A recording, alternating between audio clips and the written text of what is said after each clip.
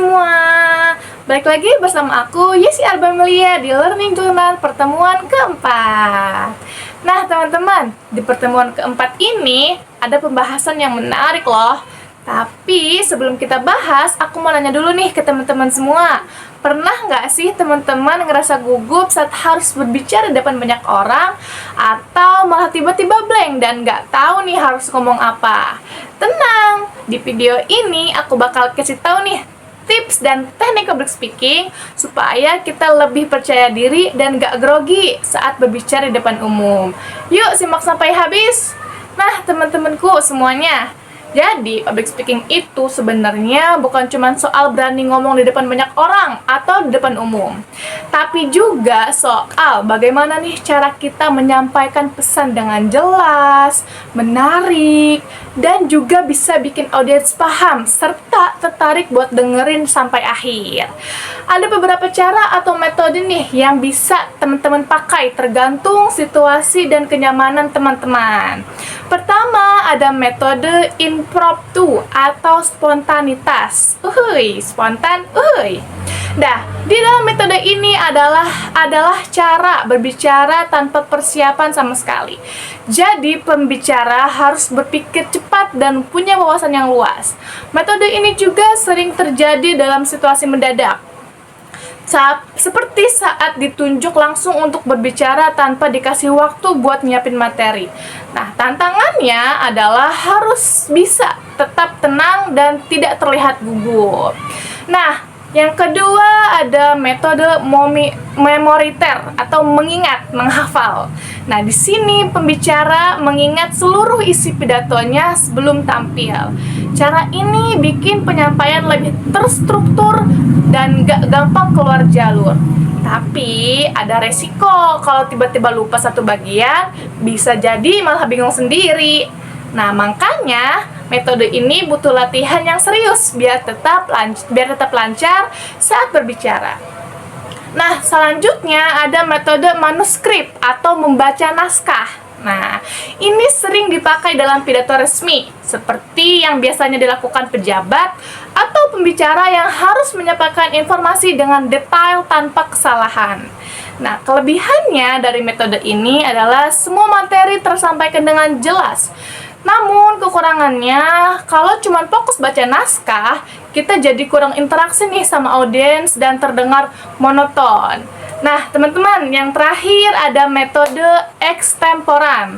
Nah, ini yang paling fleksibel dan banyak dipakai oleh pembicara profesional.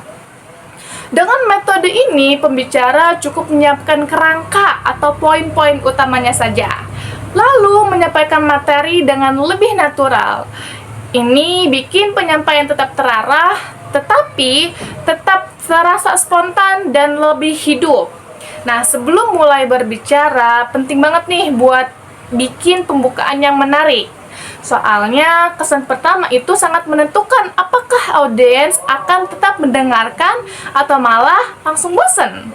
Nah, cara menarik perhatian bisa dengan cerita singkat, pertanyaan menarik, atau kutipan inspiratif yang relevan dengan topik. Nah, teman-teman, selain itu, penguasaan teknik vokal juga nggak kalah pentingnya.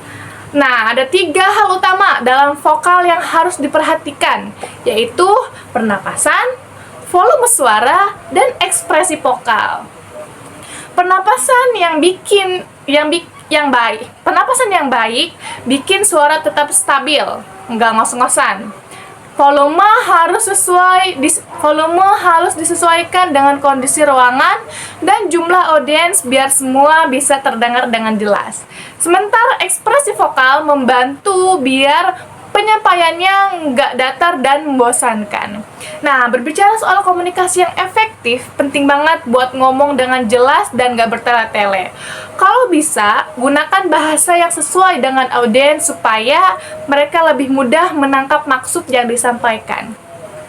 Memberikan contoh dari kehidupan sehari-hari juga bisa bikin materi lebih relatable dan gampang dipahami. Selain itu, teman-teman juga harus punya kontak mata dengan audiens. Perlu dijaga supaya komunikasi terasa lebih personal dan mereka merasa dihargai. Nah, Interaksi dengan audiens juga bisa bikin suasana lebih hidup dan nggak kaku. Makanya, sebelum tampil, sebaiknya kenali dulu siapa yang akan jadi audiens supaya kita bisa menyesuaikan cara penyampaiannya. Nah, selain itu, buatlah poin-poin penting supaya penyampaian nggak keluar jalur. Kalimat pembuka yang menarik bisa jadi kunci buat menarik perhatian mereka sejak awal. Dan selama berbicara, usahakan untuk melibatkan audiens. Misalnya, dengan bertanya atau meminta pendapat kepada mereka. Supaya lebih dekat dengan audiens atau pendengar, pembicara atau speaker harus bisa membangun hubungan yang baik. Salah satu caranya adalah dengan melakukan kontak mata, tersenyum, dan menunjukkan ekspresi yang ramah. Kalau audiens merasa nyaman, mereka juga akan lebih mudah menangkap pesan yang kita sampaikan. Nah, jangan lupa juga buat mengucapkan terima kasih di akhir presentasi sebagai bentuk apresiasi atas perhatian mereka kepada kita.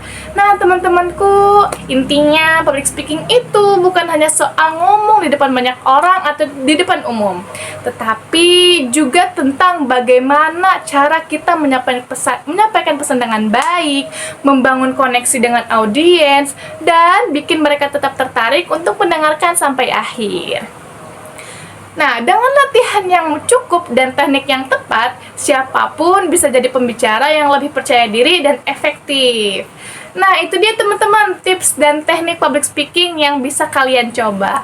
Ingat, public speaking itu bukan bakat, tetapi keterampilan yang bisa kita latih dan kita pelajari. Kalau kalian punya pertanyaan atau pengalaman menarik tentang public speaking, tulis di kolom komentar ya. Dan jangan lupa like, subscribe, dan share video ini ke teman-teman kamu supaya makin banyak orang yang belajar public speaking. Terima kasih sudah menonton sampai habis dan sampai jumpa di pertemuan selanjutnya. Bye-bye!